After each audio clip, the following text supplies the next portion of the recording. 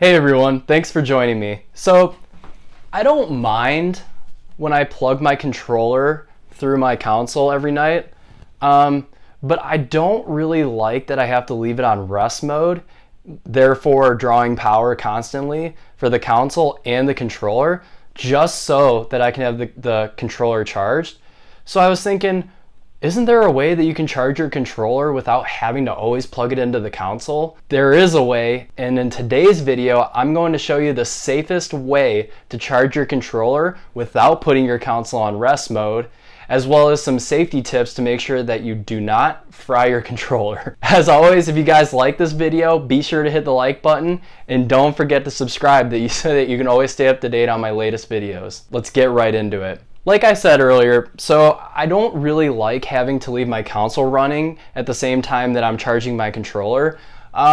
It is nice to leave it on rest mode for things like, keeping things updated on the PlayStation, or, like Call of Duty, there's a massive update coming out and you don't know when it's going to happen usually. So, like the mid-season updates. So you have no idea like when the update's going to come out. So you're like, okay, well, I'll leave it on rest mode and see what happens. But when it solely comes to charging the PlayStation 4 DualShock controller, which, let's be frank, the battery life is not the best on this thing, you're kind of thinking like, well, how do I charge this thing pretty much every day I'm playing after I play a game? How do I do that without being on rest mode all the time and keeping the console running at the same time? And there is a right way to do it, and there are a lot of wrong ways to do it. So the wrong way to do it is to take any kind of like mobile charger, like an iPhone charger or a iPad charger, Mac charger, things that aren't made to be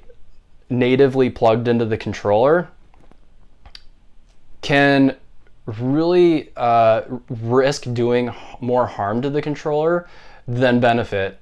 It can do things such as it can ruin the digital memory of the lithium-ion battery, so it can't quite tell you how much battery you have left. It can just make the controller stop working altogether, which is a very common problem with people that try and plug it right into a wall outlet with their iPhone or Samsung or mobile phone charger or something. Or just worst case, the entire controller is a brick. It turns into a brick. It's fried. You have to buy a brand new one. And to this day, they're still $60. So, I mean, they're not necessarily the cheapest thing in the world. I tried doing some more digging, and I actually found that there is an officially licensed PlayStation charging dock that you can plug straight into a wall outlet, which doesn't require you to keep your console in rest mode. And so I got it right here. And it's very lightweight when you feel it. And it charges two controllers, and then what you do is you put it in here, you push on it, and then it actually charges it from the bottom, and you'll actually see the yellow lights start flashing when it's charging. And what's cool is that it comes with an AC adapter, so that you can plug it into the wall as well.